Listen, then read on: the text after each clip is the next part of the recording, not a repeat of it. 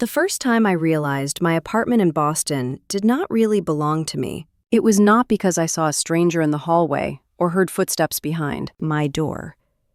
It was smaller than that, quieter, and somehow worse. I came home to a lamp glowing that I knew I had turned off. The air smelled like someone else's shampoo, sweet and floral, clinging to the steam still trapped in the bathroom mirror. My throw blanket was folded the way my mom folds blankets, tight corners, perfect edges, as if the room itself had been corrected while I was gone. Outside my windows, the city kept moving like it always did. Tires hissed on wet pavement. Somewhere down Boylston, a siren rose and fell, then disappeared into the night. I stood in my entryway with my keys still in my hand, listening for any sound that would confirm what my eyes already suspected. Nothing. Just the low hum of the building, the faint rattle of the heater, the soft hush of my own breathing. I told myself I was being dramatic. I told myself I had probably forgotten, that I was tired, that I was the kind of person who notices too much and imagines the rest. But I was not imagining it. By the time it was over, my younger sister Claire had let herself into my apartment 23 times. In 6 months. I did not count at first. I am not the kind of person who keeps a tally like that. Not until I have to. Not until my life starts feeling like someone else is editing it when my back is turned. It took a while for the pattern to sharpen into something undeniable. A credit card statement on my counter that I had left inside the envelope, now sitting open like a mouth. A package addressed to me that had been slit cleanly down the side. A new bottle of olive oil that was half empty when I had not cooked all week. My pajama drawer, slightly off like it had been pushed shut too fast by someone who did not care how it looked. What are you doing while you are listening to this story? For me, I was curled up on my couch with a mug of chamomile tea, still wearing my work clothes, shoes kicked off, staring at the peephole like it might blink back at me. I am Marin. I am 32 years old, and I work as a project coordinator for a logistics company downtown, the kind of job where everything is a deadline and every mistake has a number attached to it. People like to joke that Boston makes you tough, that you either grow a backbone or you freeze. I thought moving into my own place would be the moment I grew mine. I had a one-bedroom in a mid-rise building not far from Back Bay, close enough to walk to the T when the weather behaved, close enough to pretend I was the kind of woman who had her life neat and settled. I paid my rent on time. I kept my fridge stocked. I made my bed most mornings. I should have felt safe. But safety is not just locks and deadbolts. Safety is knowing no one will touch what is yours when you are not there. Claire is 5 years younger than me, 27. And she has always had this way of moving through the world like doors should open before she reaches them. She is pretty in the effortless way. Big eyes, glossy hair, the kind of smile that makes people want to give her a second chance. She calls herself a lifestyle influencer, though most of her income comes in bursts. A brand deal here, a sponsored post there, and a lot of help from mom and dad in between. She is also the kind of person who can make any space feel like it belongs to her within minutes. She does not ask. She assumes. She does not apologize. She laughs it off and makes you feel uptight for noticing. The first time she let herself in, she did not even pretend to be sneaky. I came home from work and found her sitting cross-legged on my rug, my laptop open, my charger plugged into the wall, my mug in her hand. She looked up like I was the one who had surprised her. "Oh, good," she said, like I had been late for a meeting. I was getting bored. I remember blinking at her, still holding my tote bag, still thinking about the email I had to send before morning. "Claire, how did you get in?" She lifted her shoulder in a little shrug. "Mom gave me the spare." Of course she did. I tried to keep my voice calm. "You cannot just come in whenever you want." She rolled her eyes and waved a hand at the room. "It is not like I am some random person. I am your sister. Besides, you work too much. You are always alone. It is sad." She said it was sad, like she was diagnosing me, like being alone in my own home was a symptom. And the thing is, a part of me still wanted to be the reasonable one, the mature one. I told myself she was just being Claire. I told myself I could fix it with a simple conversation. So I called Mom that night. I said, "Mom, I need you to take the spare key back from Claire. She cannot come into my apartment without asking." Mom sighed like I had asked her to refinance a house. Marin, honey, she is family. She was probably just checking on you. Check on me. I tasted the words like they were bitter. She was using my things. Mom made that soft little sound she makes when she is about to turn my feelings into something inconvenient. You have always been sensitive. Claire is just trying to be close to you. I looked over at my coffee table. There was a smear of mascara on a napkin, black and careless. Claire had not just been close to me. She had been inside my space, inside my life, leaving fingerprints I could not wash off. Then Dad came on the line for a moment, because Mom always puts Dad on the line like it is a way to seal the conversation. He did not say much. He never does. Marin, he said, just keep the peace. Your mom is right. Claire is family. Keep the peace. It is funny how that phrase always means the same thing. It means I should swallow my discomfort so no one else has to feel awkward. After that, the visits stopped being casual. They turned into something else. Something that felt like ownership. One afternoon, I came home and my mail was stacked in a neat pile on my kitchen counter. Not how I leave it. I leave it in a messy fan because I am always rushing. The top envelope, a bank letter, had been opened and carefully resealed. The edge was still rough where the glue did not fully catch. My stomach went cold, the way it does when you realize a boundary has already been crossed, and you can't, are only now finding the footprint. I stood there, staring at that envelope, trying to decide if I was overreacting, the way everyone always told me I was. I told myself, maybe I opened it and forgot. Maybe I was losing my mind. Then I saw the second envelope, a medical bill. Also opened. The third, a piece of junk mail, untouched. Claire had picked and chosen. She had read what mattered. Another day, it was my dresser drawers. I know my drawers. I know the way my sweaters sit, folded in soft stacks, and the way my sock drawer is crammed with mismatched pairs because I never have the patience to sort them. I came home and found my lingerie drawer pushed slightly too far in. One corner of a bra strap was caught in the gap like it was trying to wave for help. Nothing was missing.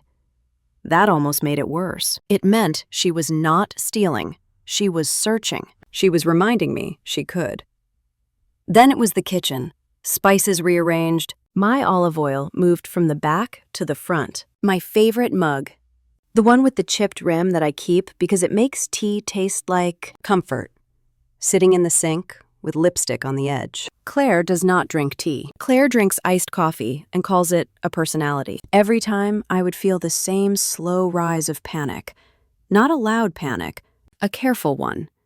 The kind that sits in your chest and makes you walk through your own home like you are intruding on someone else. I started testing myself, like a person who cannot trust her own memory. I would leave a pen on my desk at a certain angle. I would place a hair tie on the bathroom counter. I would tuck a receipt into a cookbook. And then I would come home and find the pen moved, the hair tie gone, the receipt sitting on top of the cookbook, like someone had wanted me to notice.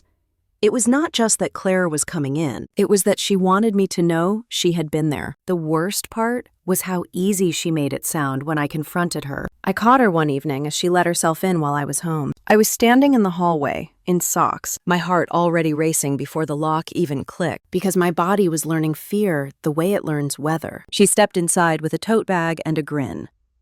"Hey," she said. "I brought my ring light. I need your window for a shoot. Your place has better light than mine." "You cannot keep doing this," I said. My voice surprised me.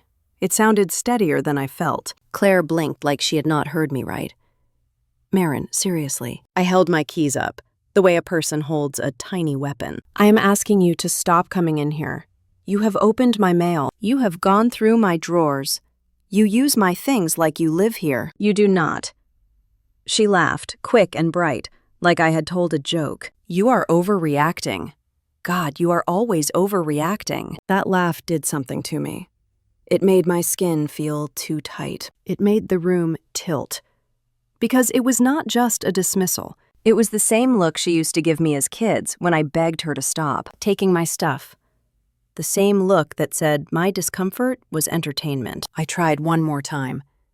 "I need you to give me the key." She waved her hand like she was swatting a fly. Mom said I could have it. If you want to fight about it, fight with Mom. And there it was. The triangle. Claire tucked safely behind Mom, and Dad somewhere in the background, pretending he did not hear the noise. I did fight with Mom, not screaming, not dramatic, just firm. Mom, I said, I am not doing this. I am an adult. This is my home. I need my key back from Claire. Mom's voice turned sharp. Marin, do not make me choose between my daughters. I almost laughed then, because she had already chosen. She had chosen a long time ago. But all I said was, I am not asking you to choose. I am asking you to respect me. David picked up in the background, his tone tired. Marin, please, just let it go. Your mom has enough stress. Enough stress. It was always about Mom's stress. Never about my safety. Never about my right to breathe in my own home without wondering who had been there first. That night, I sat on the edge of my bed and listened to the city outside. Cars passing. A distant train horn. The faint thump of someone's music through the wall. Ordinary sounds, but they felt like they were happening in a world I could not quite reach. In my world, the lock did not mean what it was supposed to mean. I wish I could tell you I stood up and fixed it right then, that I marched to my parents' house, took the key back, and laid down the law like some fearless woman in a movie. But the truth is, I was still trying to believe I could handle it gently. I was still trying to believe my family would hear me if I found the right words. I told myself it would calm down. I told myself Claire would get bored. I told myself Mom would eventually see how serious it was. I told myself Dad would finally step in. I told myself a lot of things, mostly because the alternative was admitting something that made my throat tighten. That my little sister did not see me as a person with a life of my own. She saw me as an extension of her, a resource, a place to take from when it suited her. And if I am being honest, the scariest part was not that Claire kept coming in. It was that I had started timing my days around her. I was coming home early to catch her. I was staying late at work to avoid walking into another surprise. I was checking my mail like it was evidence. I was living like someone who did not fully own her own life. Still, at the end of that first stretch, I believed it could be solved with a better conversation. A firmer tone. A boundary said one more time, louder. Clearer, impossible to misunderstand. I went to bed that night with my phone on the pillow beside me, like it could protect me just by being close. The lock was turned, the chain was on. The apartment was quiet, and I remember thinking, tomorrow I will talk to them again. Tomorrow I will make them understand. Because I did not know yet that in my family, understanding was never the goal. Control was. That word kept circling in my head the next morning as I got ready for work. I stood in front of the bathroom mirror brushing my teeth, watching my own eyes look back at me, tired and slightly hollow, like someone who had slept but never really rested. I thought about the night before, about how easily my concerns had been waved away, and it hit me that none of this had actually started in my apartment. It had started years ago, long before I had a lease or a spare key to argue over. Claire had always been special in our house, not in the quiet way, not in the way that asks for patience or understanding. She was special in the loud way, the way that bent rules around her without anyone admitting they were bending. If she forgot her homework, Mom blamed the teacher for not being clear. If she missed curfew, Dad said it was good she had friends. If she snapped at me or took something that was not hers, it was brushed off as a phase, or worse, as confidence. I learned early that there were two sets of expectations in our family. One was light and flexible, made of soft warnings and second chances. That one belonged to Claire. The other was heavy, exacting, full of shoulds and why did you nots. That one belonged to me. When I was a teenager, Claire could leave her room looking like a storm had passed through it, clothes on the floor, makeup smeared across the dresser, half-eaten snacks left under the bed. Mom would laugh and say she was creative. If my room looked I would be told to clean it immediately, because I should know better. If Claire raised her voice, it was passion. If I did, it was disrespectful. I do not think my parents ever sat down and decided this. I think it happened the way most unfair systems do. Quietly, through habits and excuses and the path of least resistance. Claire needed more attention, they said.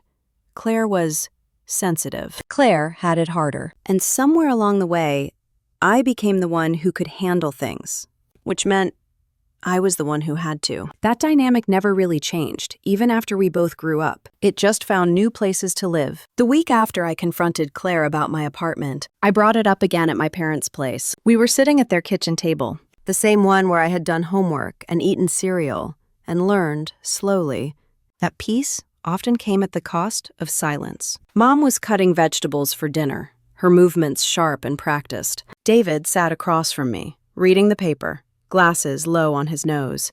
I told them, calmly, that Claire was letting herself into my apartment without permission. I said it was not okay.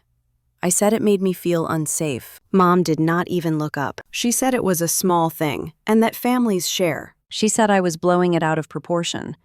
She said Claire worried about me. I felt something tighten in my chest. I asked her why worrying meant opening my mail and going through my drawers. Mom paused then, knife hovering over the cutting board, and sighed like I was being difficult on purpose. She said Claire probably did not mean anything by it. She said I should not assume the worst. Dad shifted in his chair. He folded the paper and set it aside.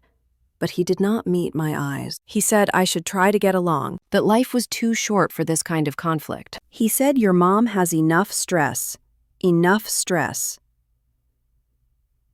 The phrase landed like a familiar weight. I realized at that moment that my discomfort had already been categorized as less important than keeping things smooth, less important than Claire feeling challenged, less important than Mom having to admit something uncomfortable about the way she had raised us. Driving home that night, I replayed the conversation in my head, the way you replay something you wish you had handled differently. I thought about all the times I had been told to be the bigger person, to let things go, to understand. Understanding, in my family, always flowed in one direction. I decided to try something practical, something simple. If words were not working, maybe actions would. The next morning, I called a locksmith on my lunch break. I took a half day off and met him at my apartment. He was a quiet man with rough hands and a kind face, the kind of person who does not ask questions unless you offer answers. He changed the lock in less than an hour. When he handed me the new keys,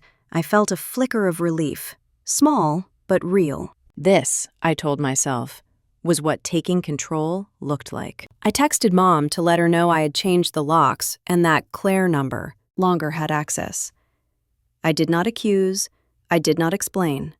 I just stated it. The response came almost immediately. Mom called. I could hear the anger in her voice before she even said my name. She asked me how I could do something like that without talking to her. She said I was humiliating Claire. She said I was acting paranoid. I told her, again, that this was my home. I told her I needed privacy. I told her I was not asking for permission. There was a long silence on the line, the kind that feels intentional. Then she said she could not believe I was turning my back on my family. She said Claire was hurt. She said I was making things harder than they needed to be. Dad took the phone then. His voice was quieter, almost pleading. He said, Marin, please. You know how your mom gets. Just give her the key for emergencies. Emergencies. I asked him what kind of emergency required Claire to open my bank statements. He did not answer that. He just repeated that I should not make this a bigger issue than it was. I hung up feeling shaky, but also strangely clear. For the first time, I had done something concrete to protect myself. I told myself that once the initial shock wore off, everyone would calm down. I told myself this would reset things. It did not. 2 days later, I came home from work and found Claire sitting on my couch like nothing had happened.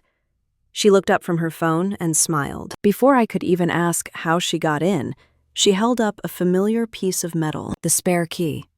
My spare key. Mom gave it back to me, she said. You forgot that she had one too. I felt heat rush to my face, anger and disbelief tangling together. I asked Claire why she thought this was okay. She shrugged, completely unbothered. Because it is not a big deal. Mom said you were being dramatic. Dad said you will get over it. There it was, the rule book, spoken out loud at last. My boundaries were optional. My feelings were negotiable. And Claire had been given the authority to decide which was which. I called Mom right then, standing in my living room while Claire watched, amused. I asked her why she had given the key back. Mom did not deny it. She said she was not going to let me shut Claire out. She said it was unfair. She said she knew what was best. I told her she did not get to decide that anymore. Her voice hardened. She said if I kept acting like this, I was going to tear the family apart. That sentence stayed with me long after the call ended, because it placed all the responsibility squarely on my shoulders, as if the problem was not the behavior, but my refusal to tolerate it, as if harmony only existed when I stayed quiet. Claire eventually left that evening, not because she understood, but because she got bored. She kissed my cheek on the way out and told me to relax. She said I worried too much. After she was gone, I sat alone on my couch and looked around my apartment. Really looked. The furniture I had chosen, the photos on the wall, the quiet that settled in once the door closed. This space was supposed to be proof that I had grown into my own life. Instead, it felt like a reminder of how easily it could be taken from me. That night, I lay in bed listening to the sounds of the building, every footstep in the hallway making my heart jump. I realized I was no longer just uncomfortable. I was on edge in a place that was supposed to shelter me. The hardest part was admitting what that meant. It meant the problem was bigger than Claire. It meant the apartment was just the latest stage for a family pattern that had been running for decades. A pattern where one child was protected at all costs, and the other was expected to absorb the damage quietly. As I stared at the ceiling, I felt something shift inside me, not resolved yet. Not anger sharp enough to act on, just a heavy understanding settling into place. This was not about a key. It was about a rule book I had never agreed to, one that said my needs came second, and my space was always up for negotiation. And for the first time, I wondered what would happen if I stopped playing by those rules at all. I did not know the answer yet, but I knew, with a clarity that made sleep impossible, that nothing would change unless I did. I wondered what would happen if I stopped playing by those rules at all. That question stayed with me through the next week as I packed a small suitcase for a work trip. Nothing dramatic, just a few days out of town for a logistics review with one of our regional partners. I had done trips like this dozens of times before. Quick flights, hotel rooms that all smelled faintly of carpet cleaner and coffee, days spent in windowless conference rooms talking through timelines and shipments. Normally, travel gave me a sense of relief. Distance from home meant distance from tension. This time, I hesitated before I zipped my bag closed. I stood in my bedroom and looked around, checking drawers, straightening things that did not need straightening, the way people do when they are trying to convince themselves they are in control. I unplugged my laptop. I stacked my mail neatly by the door. I locked the bathroom cabinet where I kept my personal papers, even though I knew the lock was flimsy and mostly symbolic. Before I left, I stood at the door longer than usual, my hand resting on the knob, listening to the quiet hum of the building. I told myself it would be fine. I told myself Claire would not dare push it further now that things were tense. The trip itself was uneventful.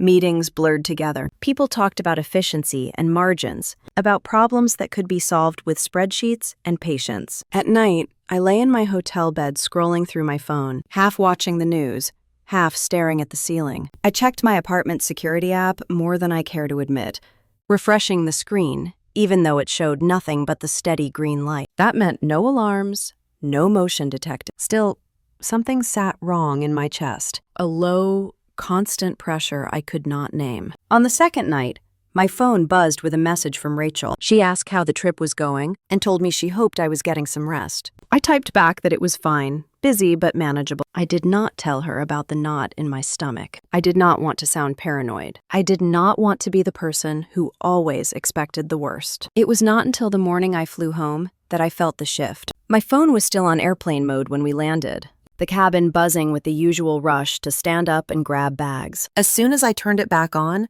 notifications flooded the screen. A missed call from an unfamiliar number, 2 emails from my building management, and then, tucked between them, a message from a neighbor I barely knew, someone I had nodded at in the hallway but never spoken to beyond a polite, "Hello."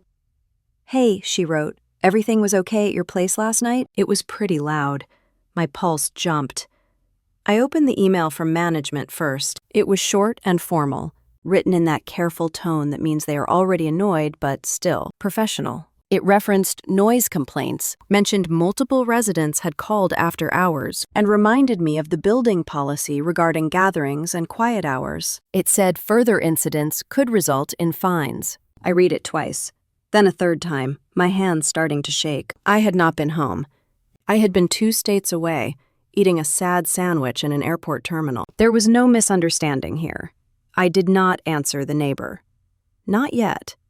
I dragged my suitcase off the plane and made my way through the terminal, the sounds of rolling wheels and overhead announcements pressing in on me. By the time I got into the cab, my jaw ached from how tightly I had been holding it. The city slid past the window as we drove, familiar streets suddenly feeling distant, like I was returning to a place I no longer fully recognized. When I unlocked my apartment door, the smell hit me first. Alcohol and perfume and something fried, heavy and stale. Music was no longer playing, but I could feel it in the room anyway, like an echo that had soaked into the walls. My shoes stuck slightly to the floor near the entryway. There were faint scuff marks by the door, footprints that were not mine. I set my bag down slowly, my eyes scanning the room. The couch cushions were rearranged, one tossed on the floor. A thin layer of glitter dusted the coffee table, catching the light in a way that made my stomach turn. Empty cups crowded the counter, some with lipstick smears that were not Claire's shade, others with names written in marker. Someone had moved my plants to make space, pushing them toward the window like an afterthought. I walked into the kitchen and opened the fridge. It was nearly empty. Food I had bought before leaving was gone, replaced by half-finished containers and takeout boxes shoved in without lids. I closed the door carefully, afraid that if I slammed it, something inside me would crack open along with the sound. In the bathroom, a towel I did not recognize hung crookedly on the rack. My soap dish was smeared with makeup. In the bedroom, my bed had been used, not sleeping in carefully, but sprawled across, the comforter twisted and pulled like it had been part of the party. I stood there for a long moment, my hands balled into fists, breathing shallow, feeling like I had walked into the aftermath of a break-in that no one would take seriously because nothing obvious was stolen. My phone buzzed in my hand. A notification from social media. I opened it without thinking. There it was.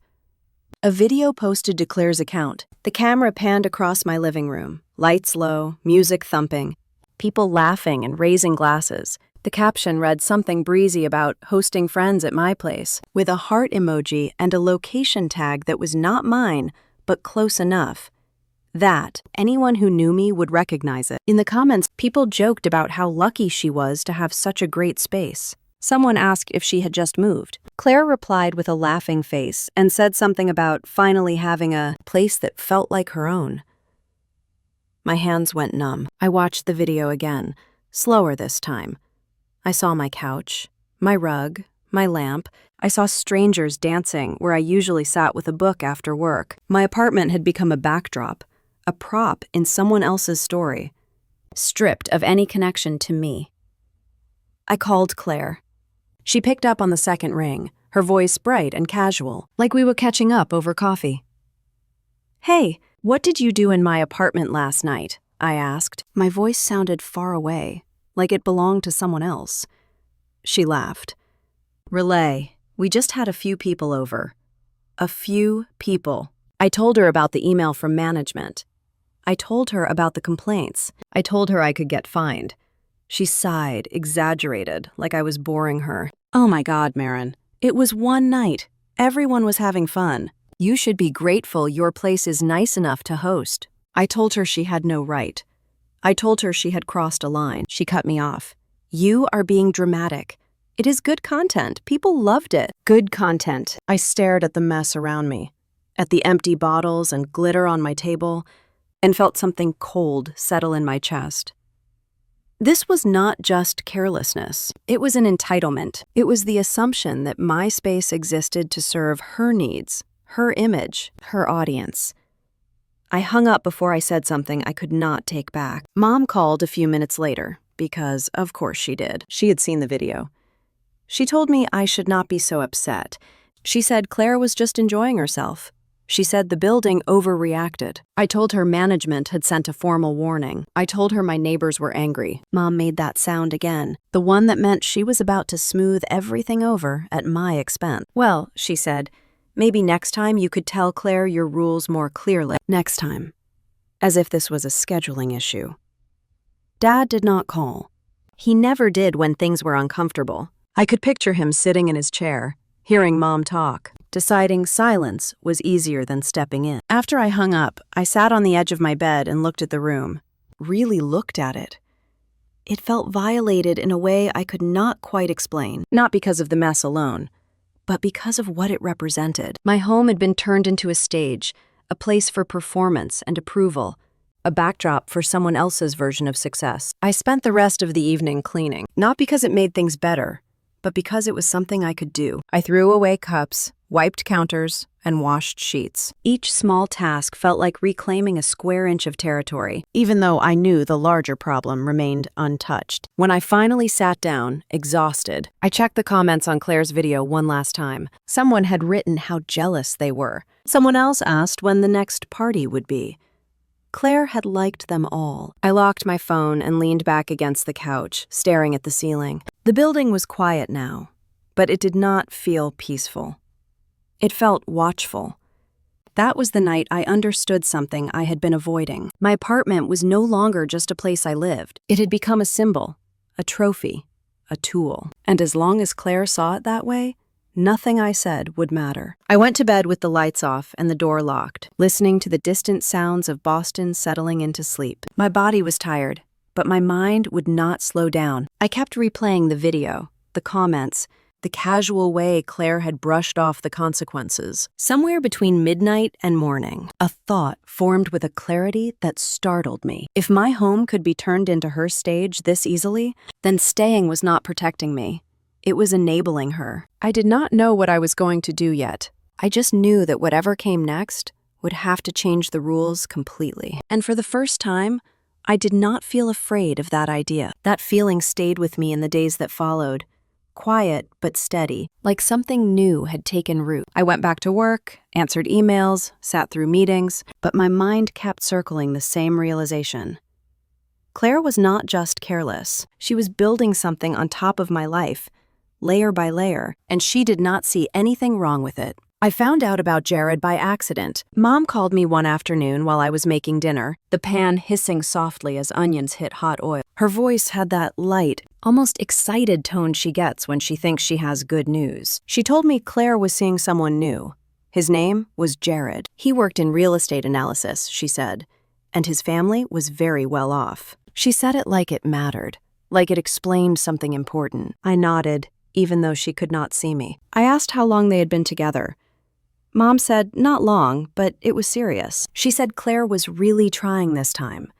Trying at what, I did not ask. I already knew the answer. Then Mom added something that made my hand still over the stove. She said Jared loved Claire's place. She said he thought it was impressive that Claire had managed to buy an apartment in Boston at her age. The room went quiet except for the burner. I turned it down slowly. I asked Mom what she meant. She hesitated. Just a beat too long. Then she said Claire had told Jared the apartment was hers. She said it was just a little exaggeration. She said there was no harm in it. She told me not to make a big deal out of it, and not to embarrass Claire, not to embarrass her. The words landed heavy in my chest. I asked Mom if she had corrected Claire, if she had told her that lying like that was not okay. Mom sighed and said Claire was insecure. She said Claire needed to feel stable. She said men like Jared expected certain things. She told me I should understand. Understand. That word again.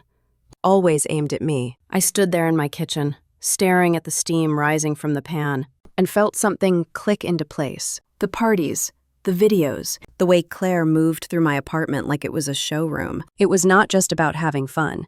It was about crafting an image. My home was not just a place to hang out. It was proof.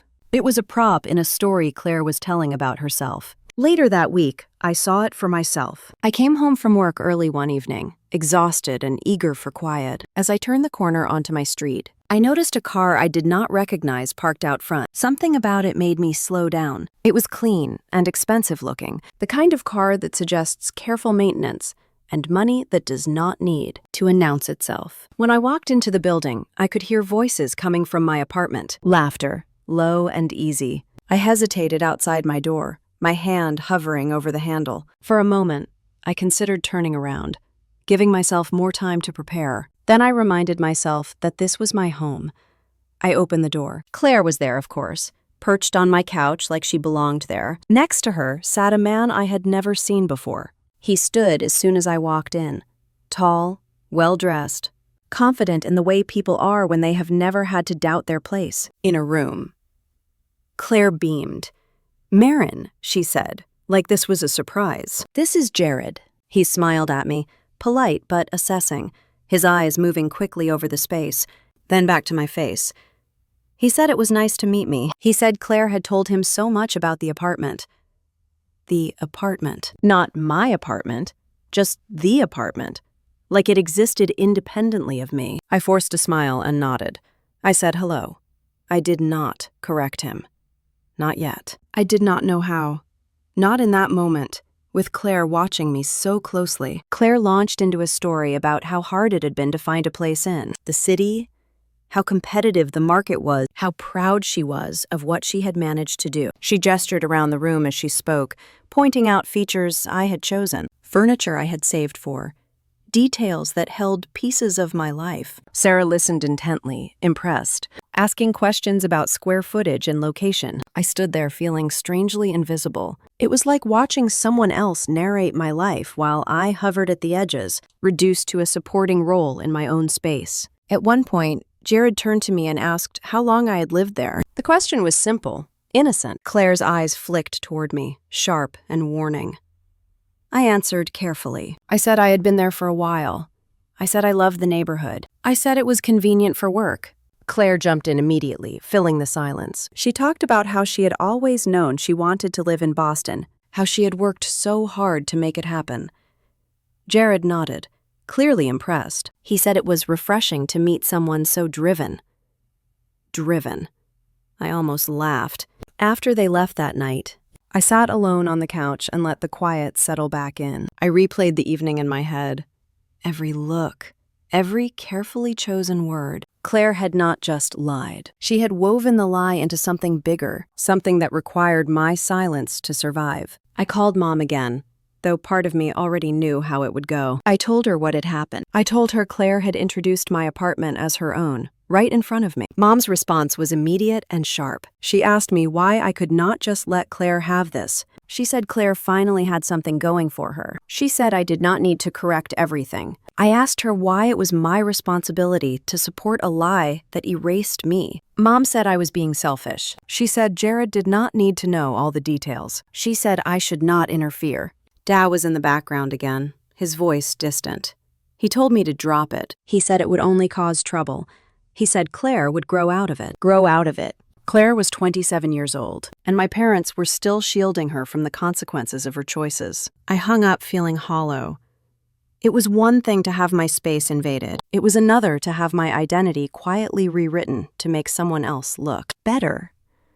Over the next few weeks, the pattern became clear. Claire brought Jared over more often. She treated my apartment like a showroom, tidying up before he arrived, lighting candles, opening windows. She posted more videos, more photos, carefully cropped to show just enough of the space to sell the story she was telling.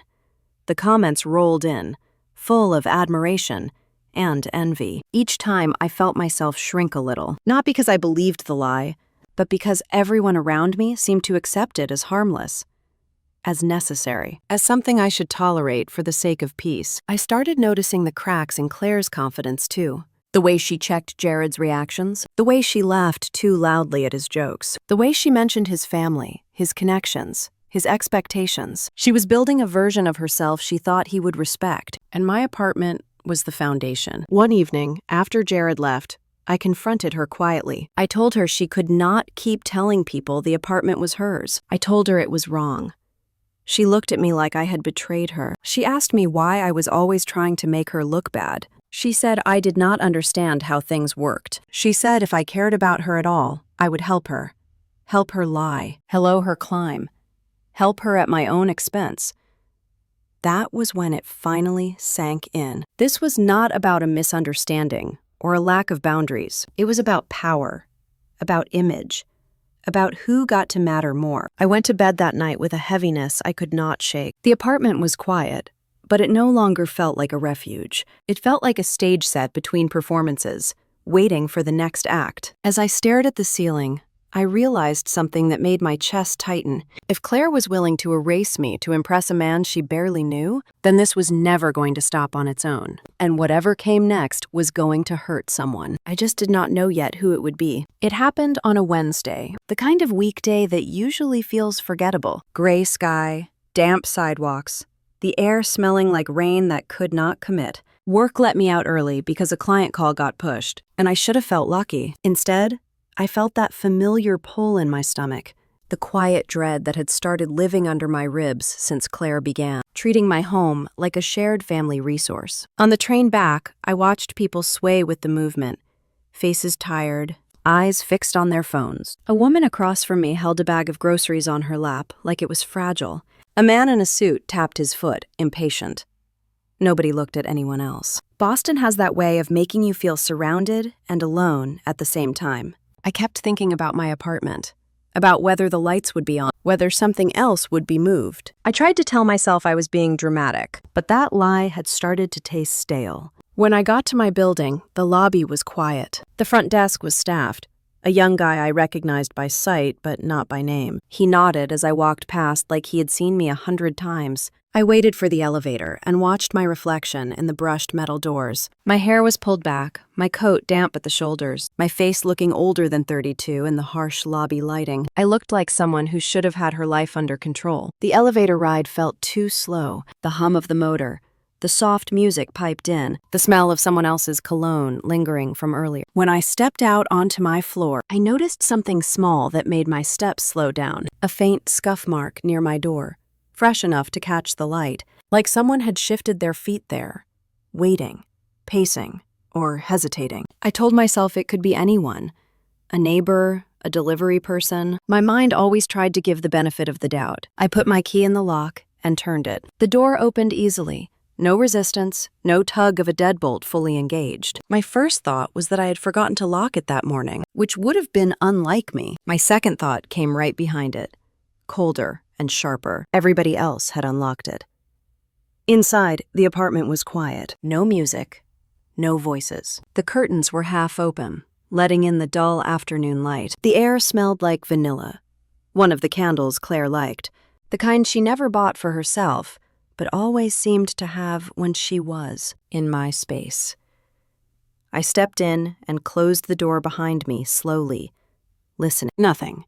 My living room looked almost too neat, like someone had cleaned for company. The pillows were fluffed in a way I never bothered with. My coffee table was clear, except for a glossy magazine I did not subscribe to. A vase of cheap grocery store tulips sat on my counter, still in the plastic sleeve, like a set piece. I set my bag down and walked through the apartment the way you walk through a place that has been touched by someone else. Careful. Alert. Trying not to react too quickly. Claire was not there. That should have made me feel relieved. Instead, it made my stomach tighten because it meant she had been there recently and left. It meant she had arranged my space for some purpose that did not require her presence. Then I heard a knock.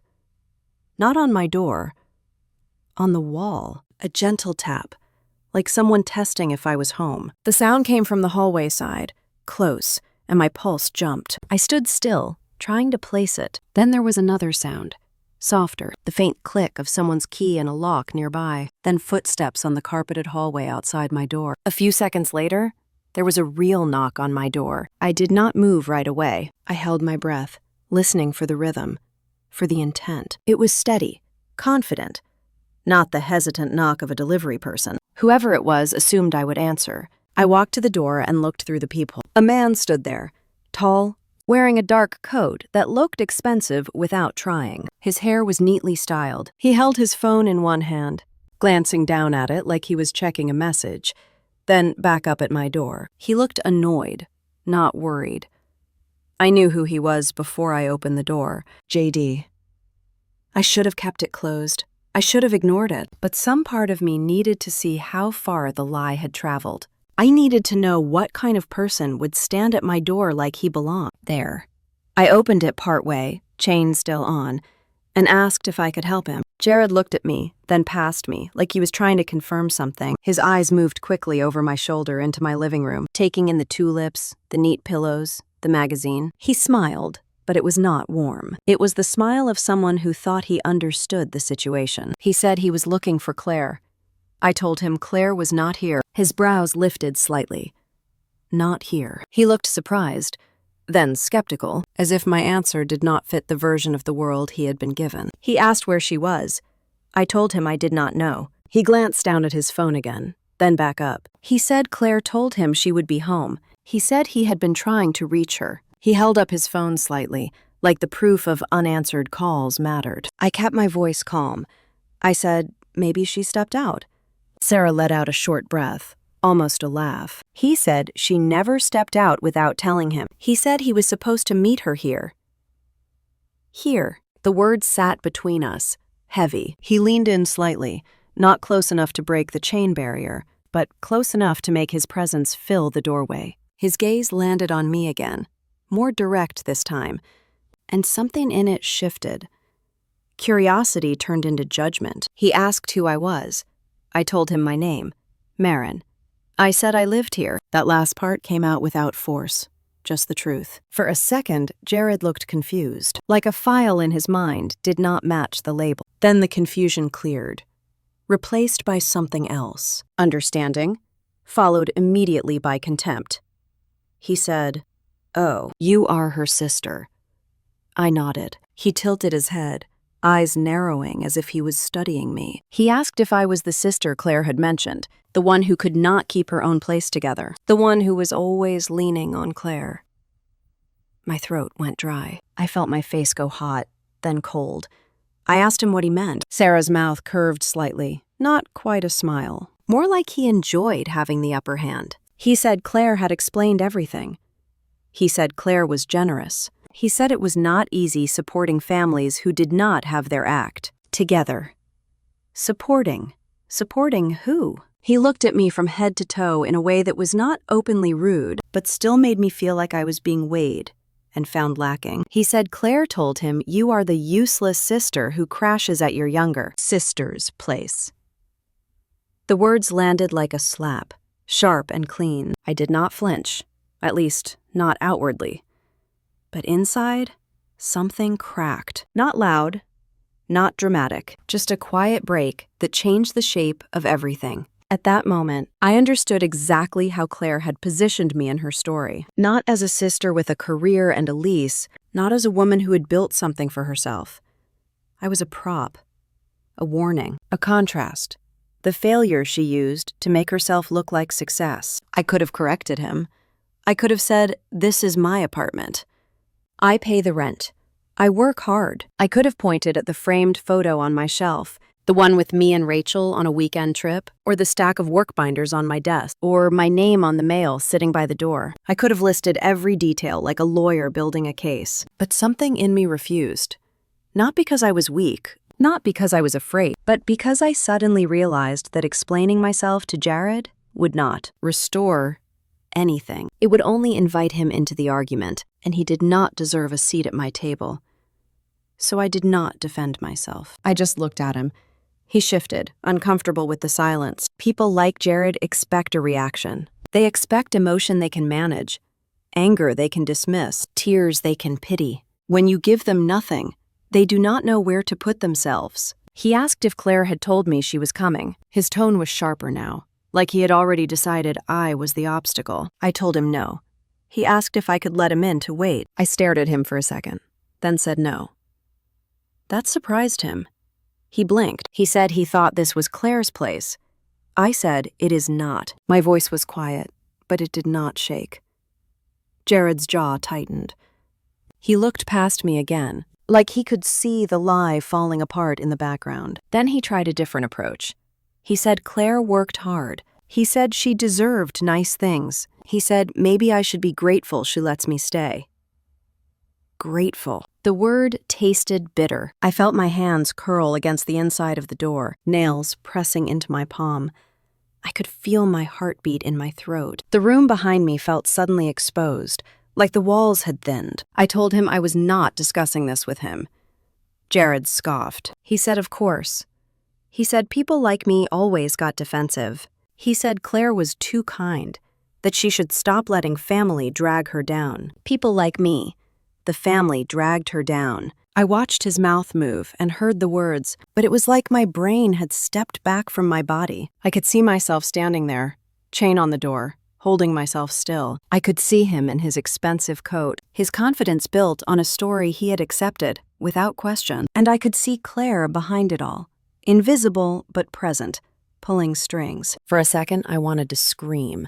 Not at Jared, at the entire situation. At the years of being told to keep the peace. At Mom for excusing it. At Dad for avoiding it. At Claire for taking and taking until she started taking my identity too. But I did not scream. I asked him to leave. Sarah stared at me like he could not believe someone like me would tell him what to do. Then he leaned closer, voice lower, and said Claire was going to be very upset when she found out I had spoken to him like this.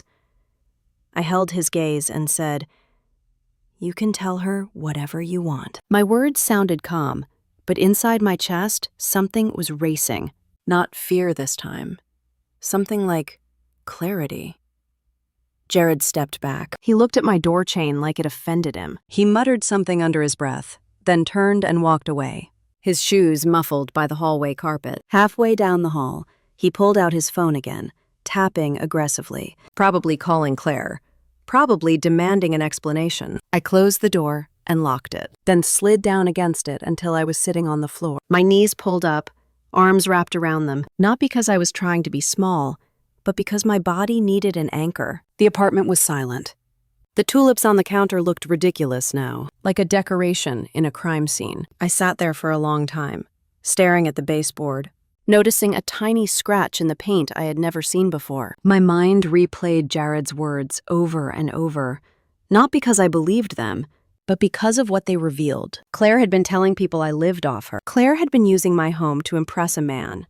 And to do that, she had turned me into the villain in her story, the pathetic older sister, the cautionary tale. And Mom knew. Mom had told me not to embarrass her. Dad had told me to let it go. That was the part that made my stomach twist. Not Jared.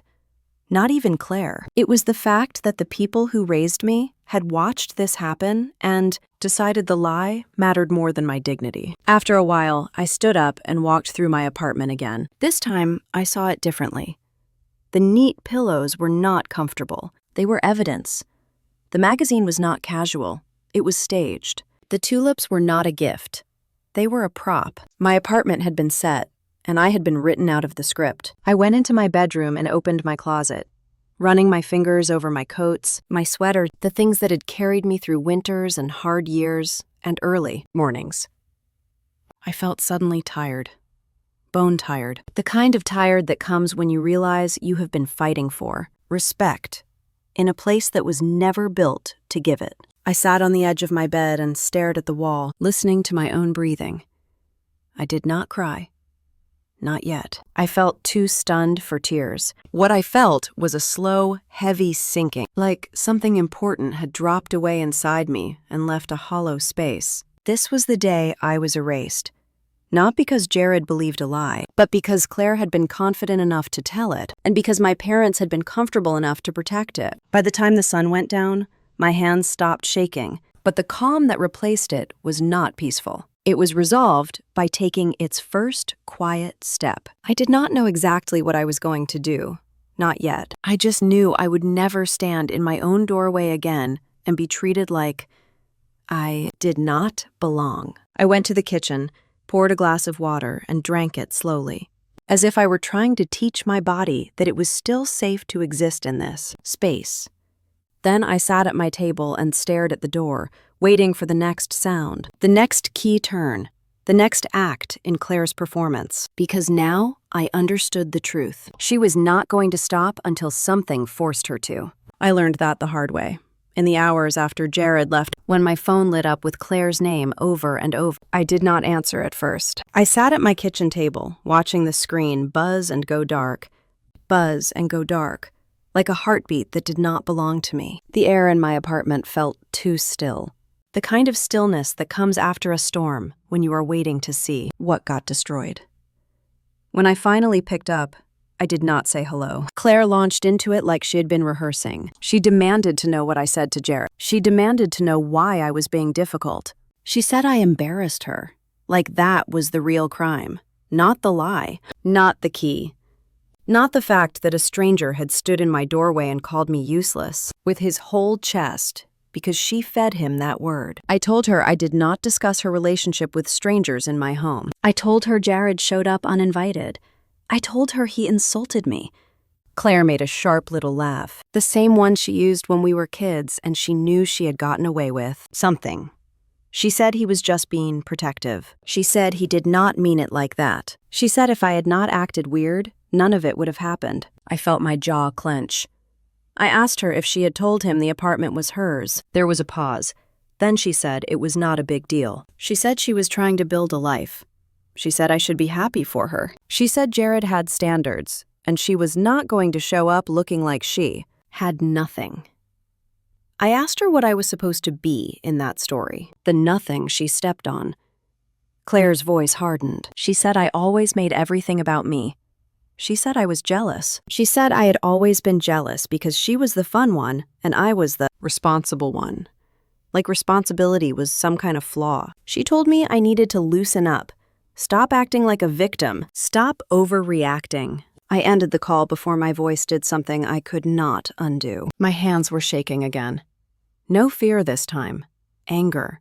Grief. Something between those two. I walked to my window and looked out at the city. People moving on the sidewalk below, carrying groceries, walking dogs, living ordinary lives. For a moment, I felt separated from them, like they were on the other side of thick glass. I wondered how many of them were going home to places that were truly theirs, places where the lock meant something. That evening, I drove to my parents' place because I needed to say it out loud to the two people who had created this mess and kept insisting it was love. Mom opened the door like she had been waiting, her face already set in that expression that says, I am not here to listen. I am here to manage. She ushered me in, talking too fast, telling me Claire was upset, telling me Jared was upset, telling me I had caused a scene. She said it like I had knocked over a glass at dinner, not like my sister had built a whole lie on my back. Dad was in the living room, sitting in his usual chair, the television on low. He glanced up when I walked in, then looked back down at his hands. I could see the tension in his shoulders. The way he braced for conflict, like it was a weather pattern he could not control. I told them what happened. I told them Jared came to my apartment. I told them he called me useless. I told them he said I was crashing at Claire's place, in my own doorway, as if I were a guest who should be grateful for permission. Mom's eyes narrowed as I spoke, not in concern for me, but in annoyance at the inconvenience. When I finished, she did not ask if I was okay. She asked what I said to him. I said I told him he could not come in. I said no. Mom threw her hands up. Marin, she said, you humiliated your sister. Do you have any idea what you did to her? My stomach dropped. I asked her if she heard me. I asked if she understood that Claire lied, that Claire gave him a story where I did not exist as a person, only as a problem. Mom waved me off. She said Claire is sensitive. She said Claire is trying to make something of herself. She said Jared is a good catch and I should not sabotage it. Sabotage. That word made my throat tighten. I asked her why protecting my home was sabotage. I asked her why my dignity mattered less than Claire's relationship. Mom said I was being dramatic. She said I always took things personally. She said if I had just played along, everything would have been fine. I turned toward Dad then because I needed at least one of them to look at me, like I mattered. I asked him if he thought it was fine. Dad sighed. He rubbed his forehead the way he does when he wants the problem to disappear. He said he wished I would all just get along. He said Claire gets carried away. He said, you know how your mom worries. He said life is hard enough. Do not make it harder. I asked him if he thought Claire should have a key to my apartment. David did not answer right away.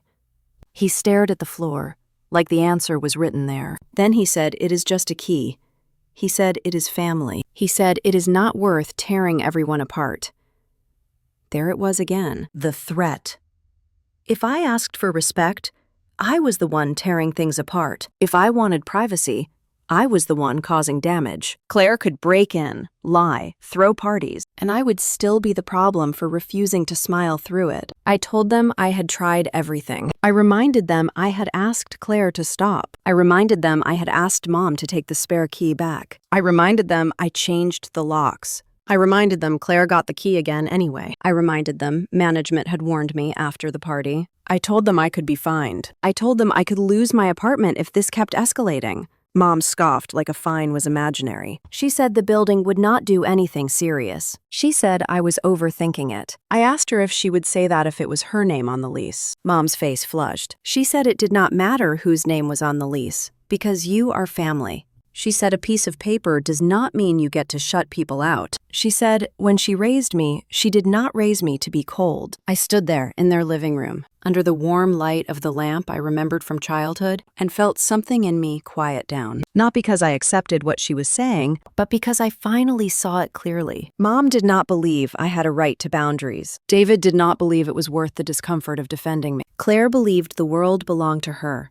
because they taught her it did. For a moment, I pictured my apartment again. The tulips, the neat pillows, the way Claire set the scene like she was preparing for a photo shoot. I pictured Jared at my door, looking through me like I was furniture. I felt my body respond the way it had responded for years, that old urge to explain, to fix, to convince. Then I felt something else rise up and cover it, something colder and steadier. I stopped talking. Mom kept going for a minute, filling the silence with excuses. David cleared his throat. The television murmured in the background. My family waited for me to argue back, to plead my case, to give them something they could twist into another reason I was too much. I did not. I nodded once, slowly, like I was acknowledging the end of a conversation that had been happening my whole life.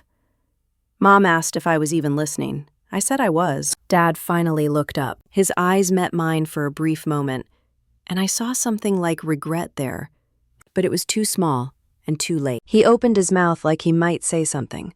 Then he looked away. That was the silence that decided everything. It was not the kind of silence that happens when people do not know what to do. It was the kind that happens when they know and choose not to. I left soon after. Mom called after me, telling me to call Claire and smooth things over. Dad told me to drive safely. No one apologized. No one offered to take the key back. No one said they would make it right. In my car, I sat in the driveway for a long minute before turning the engine on. My hands were steady on the steering wheel. My face felt numb. I realized I was not crying. I had spent so many years trying to get my family to see me, and in one night, I finally accepted that they did see me. They just did not value what they saw. On the drive back to Boston, the streets looked the same. The buildings lit up, the traffic moving, people living their lives. But I felt different. I felt like I had been walking around with a hope I could not afford, and now it had been taken away, leaving behind a clean, clear emptiness. When I got home, I did not go straight inside. I stood outside my building with my keys in my hand and looked up at my windows. The light was off, the blinds half closed, the shape of my living room barely visible. I thought about what it would feel like to keep living like this, always braced, always waiting for the next intrusion, the next excuse, the next lecture about family. I thought about how tired I was. Then I thought about the one thing my family could not argue with. Distance. Not a conversation. Not another boundary talk. Not another promise that would be broken the moment Claire got bored. Real distance. I walked upstairs and went inside, but I did not turn on music or pour a glass of wine or do anything that resembled comfort. I sat at my table with my laptop closed in front of me and stared at it, letting the quiet settle around my decision. Moving out was not something I wanted. It was something I was being forced into, one dismissal at a time. I took a deep breath and reached for my laptop. I was not ready to act yet. Not that second, but I was ready to stop waiting for them to change. And that was the first step. I did not announce it. I did not threaten anyone with it. I did not even say the word out loud at first. I just sat there at my kitchen table, the laptop closed, the apartment quiet in that way that feels heavier than noise, and let the decision settle into my bones. For once, I was not trying to convince anyone. I was choosing something for myself. The planning happened quietly, in pieces, over the next few days. I searched for listings late at night with the lights dimmed low, like I was hiding from my own life. Secure building, key fob access. The front desk is staffed at all hours. Cameras in the hallways. Elevators that did not move without authorization. I read every detail slowly, carefully, the way you read something when you know it might save you. I found a place across town, still in Boston, but far enough that it felt like another world. A newer building with thick walls and a lobby that smelled like clean stone instead of old carpet. The kind of place where no one could talk their way inside just because they knew your mom. I toured it during my lunch break, walking through the space with my hands clasped behind my back, imagining silence, imagining coming home and not bracing myself. I signed the lease the same day. That night, I called Rachel. I did not give her the whole story. I did not need to. I just said I was moving and that I needed help, quietly. She did not ask questions. She said she would be there. Luke offered the same when I texted him. A simple message, asking if he could help me move some things after midnight. He replied with one word. Always. I did not tell my parents. I did not tell Claire. I did not even tell my coworkers, beyond saying I might be offline for a day or 2. This was not about disappearing dramatically. It was about leaving without giving anyone the chance to interfere. I packed slowly, deliberately. Not everything, just what mattered. Clothes I loved, books that had gotten me through hard years. The framed photo of me and Rachel laughing on a windswept beach. I left behind anything that felt like an obligation. The mug Mom gave me because she thought it suited me better than the one I loved. The throw pillow Claire claimed was basically hers because she liked it so much. The extra chair Dad insisted I needed in case people came over. I did not want anything that could be used as an excuse to come looking for me. On the night of the move, Rachel and Luke arrived just after 11, both dressed in dark hoodies, like we were planning something illegal. The hallway was quiet, most of the building asleep, the lights dimmed to that soft yellow meant to discourage loitering. We spoke in low voices, more out of instinct than necessity. Rachel asked if I was okay. I nodded. Luke handed me a roll of tape without a word. There was comfort in that, in people who did not need explanations to show up. We worked quickly. Boxes stacked, bags carried. Each trip down the hallway felt like a small release. My life leaves piece by piece, not with chaos, but with intention. At one point, I stopped and looked around my apartment, nearly empty now, and felt a strange mix of grief and relief. This place had been mine once, or at least, it should have been. The moving truck idled outside, engine low and steady. We loaded everything in the dark, the night air cool against my skin. When the last box was in, Luke closed the truck door gently, like he did not want to wake the building.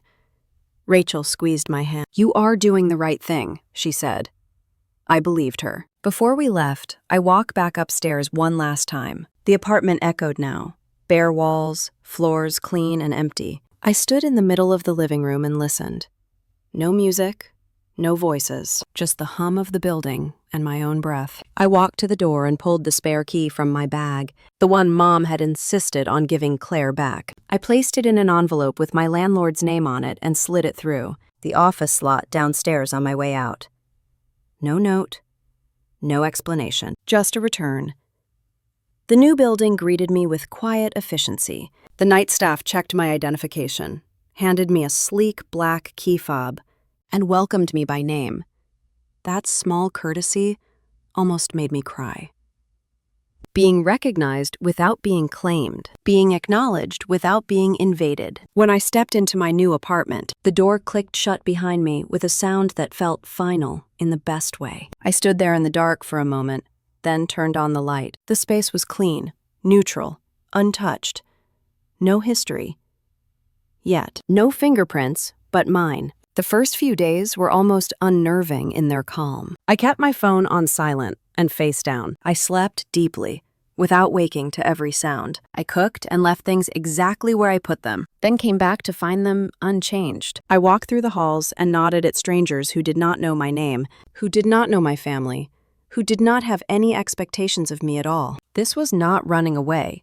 This was choosing safety. This was choosing a life where the lock meant something. I did not feel victorious.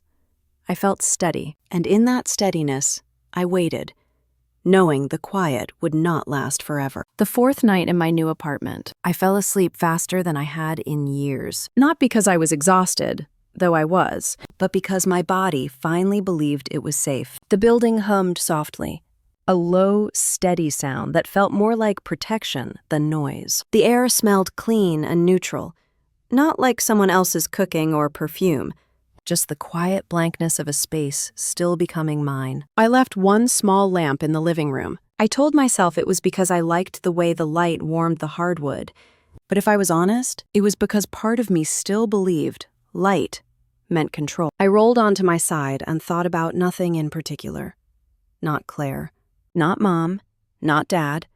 Not the apartment I had left behind. Just the simple comfort of my pillow smelling like my own shampoo. My shoulders loosened. My jaw was unclenched. I drifted off without bracing for impact. Then a sound cut through my sleep. At first, it did not register. A sharp, insistent chirping that did not belong in a dream. It pulsed in a rhythm that felt wrong, too urgent to ignore. My eyes opened to darkness, my heart already speeding up before my mind caught up. The sound was not inside my apartment. The building was quiet. It was my phone. I reached for it on the nightstand, quinting against the sudden brightness of the screen. Missed calls. Notifications stacked on top of each other. A voicemail icon blinking. The time read 3:07 in the morning. For a few seconds, my mind went blank. I thought maybe it was work, some emergency that could not wait until daylight. Then I saw the number. Unknown. It rang again immediately. I almost let it go. I almost turned the phone face down and told myself it was not my responsibility anymore. Then I heard it. Faint but unmistakable, bleeding through the speaker before I even answered. Sirens. Not close to me, close to something I knew. I answered, my voice rough with sleep, and said hello. The voice on the other end was calm and professional. They asked if I was Marin Brooks. Hearing my name spoken like that at 3:07 in the morning made the room tilt. I swallowed and said yes. They asked if I was safe. I sat up, the blanket sliding down my legs, and glanced around my dark bedroom. The outline of my dresser, the closed door, the stillness. I said yes, I am safe. There was a pause, measured, careful. Then they said there had been an incident at my former residence and asked if I still lived there.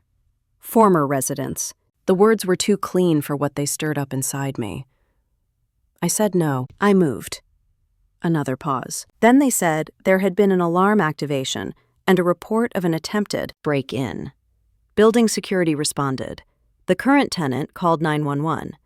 My heart began pounding so hard I could feel it in my throat. My apartment was quiet, unchanged, but my body snapped back into old patterns, that familiar vigilance that never fully slept. I asked what happened. They did not give details. They said they needed to verify information and asked if I could come to the BIC station as soon as possible. I looked down at my hands, glowing pale in the phone light, and realized I had been holding my breath. I let it out slowly and said I would come. When the call ended, I sat there, listening to the building hum. No footsteps, no voices, no keys turning in my lock, and still my nerves were on fire, as if someone had just been inside my space. I stood and pulled on sweatpants and a sweatshirt, my movements automatic. As I filled a glass of water, my mind formed the only explanation that made sense. Claire. Not anger at first, just a heavy certainty. Claire still believed my old apartment belonged to her. In her mind, my lease was paperwork. My boundaries were background noise. The apartment was a symbol she had already claimed, and symbols do not change ownership just because facts do. My phone buzzed again, and I flinched. Mom. I stared at the screen until it went dark. Then Claire. I did not answer. Then Dad. My throat tightened. For a moment, muscle memory almost won. Then I remembered Mom blaming me for embarrassing Claire. Dad looked away, the silence that had made my decision for me. I let it ring. Texts followed, stacking faster than I could read. Where are you? Call me. Answer now. Then another message, short and sharp. This is not funny. Something cold settled in my chest. Claire never believed consequences were real until they were loud enough to scare her. I walked to the window and looked out at the Boston street below. Met pavement reflected streetlight. Somewhere far away, sirens faded into the night. My mind returned to my old building. The hallway, the muted lighting. I pictured Claire standing there, confident, maybe dressed up, maybe holding her phone just right. And Jared beside her, because that was part of this. Claire did not just want access. She wanted proof. She wanted to perform. I could see it clearly. Bringing Jared late at night because late at night feels dramatic. Wanting to show him the place again. Wanting to reassure him. Wanting to hold the lie together. Then the key did not work because I had returned it. Because I moved. Because someone else lived there now. I imagined the tight smile, the forced laugh, the refusal to let reality land. She would say the lock was broken. She would say the building changed something. Anything, but I have been pretending. And when the key failed, I knew what she would do next. She would try anyway. She always did. I grabbed my coat and slipped on my shoes. My phone buzzed again. More messages. But I did not read them. I stepped into the hallway of my new building. Clean carpet, soft lighting. Everything is calm and ordinary. The night staff looked up from the desk and asked if I was okay. I nodded and said I got a call and needed to step out. Outside, the cold air stung my face. I pulled my coat tighter, annoyed at how my hands still shook. I hated that Claire could still pull my body into panic, even from miles away. I waited on the curb, watching headlights pass. A couple walked by laughing, unaware. The world kept going. A car pulled up. I got in and gave the driver the address of the station. My voice sounded steady.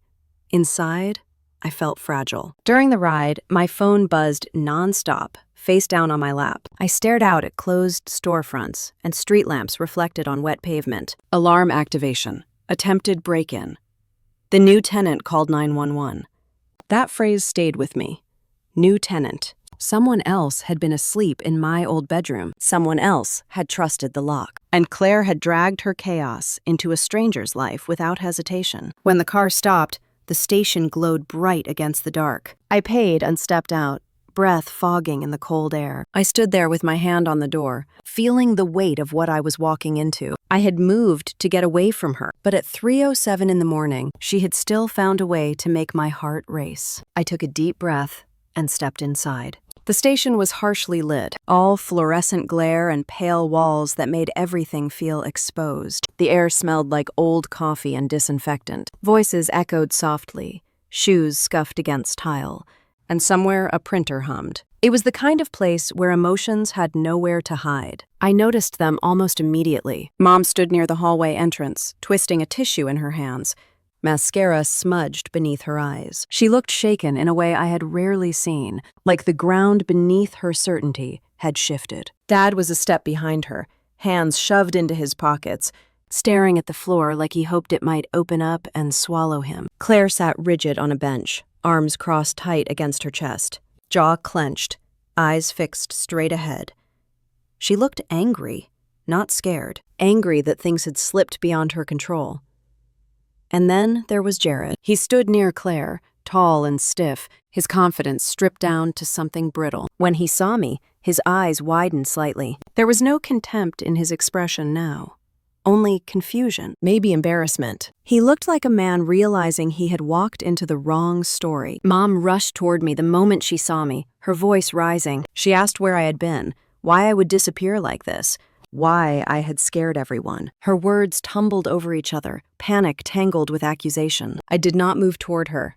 I said I was fine. I said I moved. I said I was safe. Claire stood abruptly. She demanded to know why I had not told her. She accused me of ruining her life. Her voice was sharp, rehearsed, like she was still performing even here. Before I could respond, a uniformed officer approached. She introduced herself as Officer Bennett and asked me to come with her into a small room so we could talk privately. Mom tried to follow, but the officer stopped her gently and said she needed to speak with me alone first. The room was plain. A table, 2 chairs, a stack of forms. No comfort, no distractions, just facts. Officer Bennett asked if I still lived at my former apartment. I said no. I told her I had moved earlier in the week. She asked if I had given anyone permission to enter after I left. I said no. I told her I returned the spare key to the landlord. She nodded and wrote it down. She asked if my sister had ever lived there. I said no. I explained that Claire had a spare key for emergencies and that I had asked for it back, but my parents gave it to her anyway. Hearing it said out loud made it sound exactly like what it was. Not love. Not concerned. A pattern. Officer Bennett asked how often Claire had entered my apartment without permission before I moved. I hesitated, then said 23 times in 6 months that I knew of. I explained how I started counting after my mail was opened and my belongings were moved.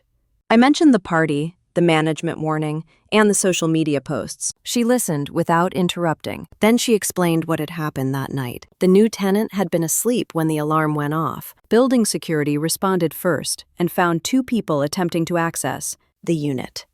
Frightened, the tenant called 911. Officers arrived and found my family members in the hallway, along with a guest, Jared. Officer Bennett said the attempt to enter was not accidental. She said there was evidence of tampering at the door. She said the tenant did not know them and believed it was a break-in. My stomach tightened as I pictured a stranger jolting awake in the dark, heart racing, thinking someone was forcing their way inside. It felt too familiar. Officer Bennett asked if I wanted to document the prior unauthorized entries, not just tonight.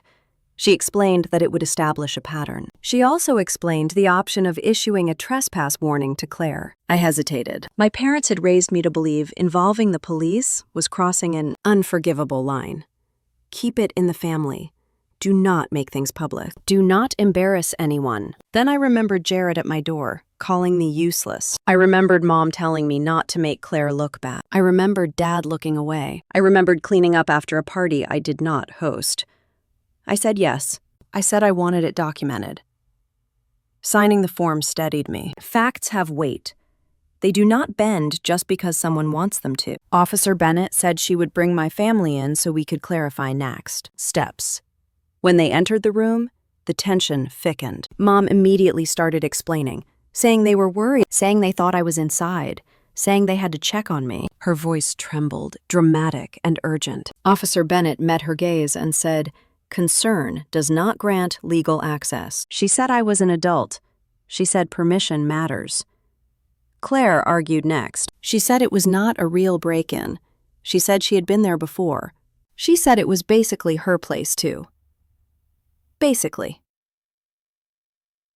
Officer Bennett turned to me and asked if I had given Claire permission to enter after I moved. I said no. I said I returned the key. I said I did not share my new address. Mom stared at me like I had betrayed her. She asked why I would do this to my family. She said I made them look like criminals. Dad finally spoke. He said they just wanted to know I was okay. I asked him if he knew Claire had told Jared the apartment was hers. Dad looked away. That was enough to answer. Jared spoke quietly then. He said he did not know. He said Claire told him it was her place. He said he thought everything was fine. His voice lacked the certainty it once carried. He looked at Claire like something important had cracked. Claire snapped at him to stop talking. Officer Bennett explained that a trespass warning could be issued, formally barring Claire from the property. She said it was not a restraining order, but it created a clear legal record. Mom gasped. Dad rubbed his forehead. Claire froze. Officer Bennett asked me if I wanted the warning issued. I took a breath and said yes. Mom started crying, real tears now. She said she could not believe I was doing this to my own sister. She said after everything they had done for me. I looked at her and said, I did not call the police. I just stopped covering. The room went silent. Officer Bennett outlined what would happen next. Claire would be served the trespass warning. If she attempted to enter again, consequences would escalate. The system would handle it. Claire signed the paperwork with a shaking hand, anger radiating off her. It was the first time I had ever seen her truly rattled. When we were dismissed, Mom tried to reach for me again, but I stepped back. I told her we could talk later, not here. Claire glared at me like she did not recognize me.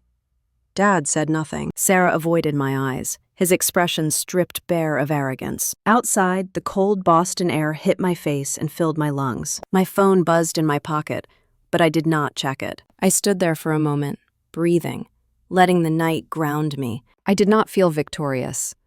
I felt clear. For the first time, the truth did not belong only to me. And that changed everything. The days that followed were quieter than I expected. Not in a dramatic way.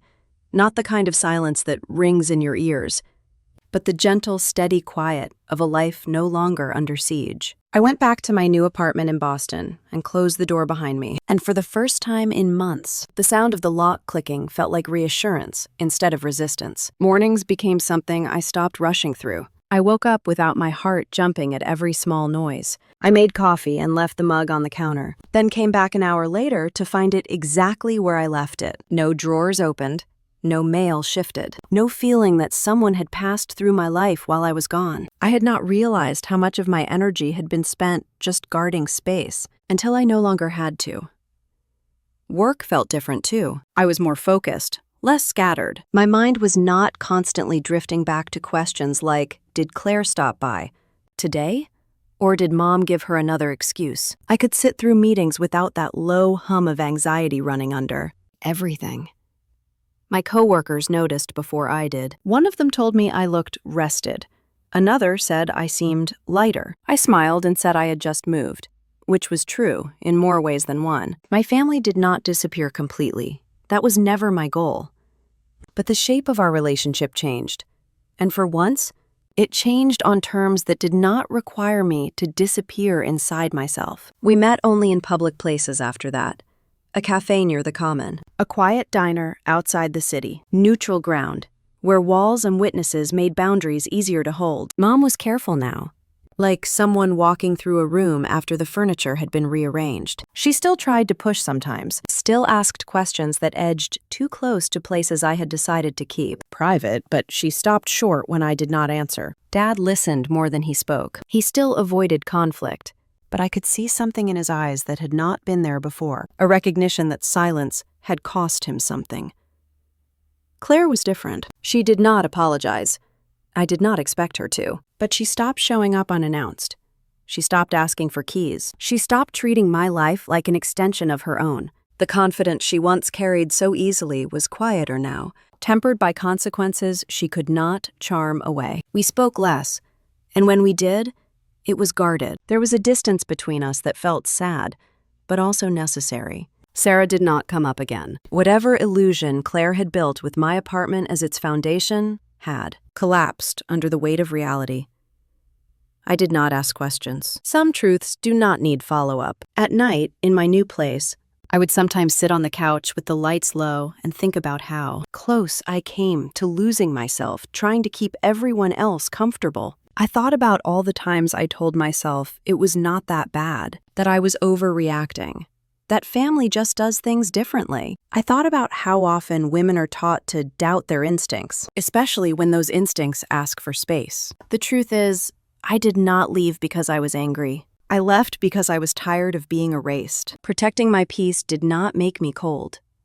It made me honest. It showed me that boundaries are not punishments. They are instructions for how to treat you if you want to stay in your life. Some people can follow them. Others reveal themselves when they cannot. I did not win anything in the way people usually think of winning. There was no grand confrontation, no apology that fixed everything, No moment where everyone suddenly understood. What I gained was quieter and more permanent. I gained sleep, focus, a sense of safety that did not depend on anyone else behaving better. Sometimes healing looks like drama. Sometimes it looks like a locked door that stays locked. I still live in Boston. I still walk the same streets, ride the same trains, and live an ordinary life. But inside, something fundamental has shifted. I no longer explain myself to people who benefit from misunderstanding me. I no longer confuse tolerance with love. And I no longer hand over my keys, literal or otherwise, to people who refuse to respect what they open. If you have ever felt guilty for choosing yourself, I hope my story reminds you that peace is not something you are given. It is something you protect. And if you have ever been told you were too much or not enough for your own family, remember this: silence can be power, and truth can be the loudest revenge. Tell me in the comments what integrity means to you and where you are listening from.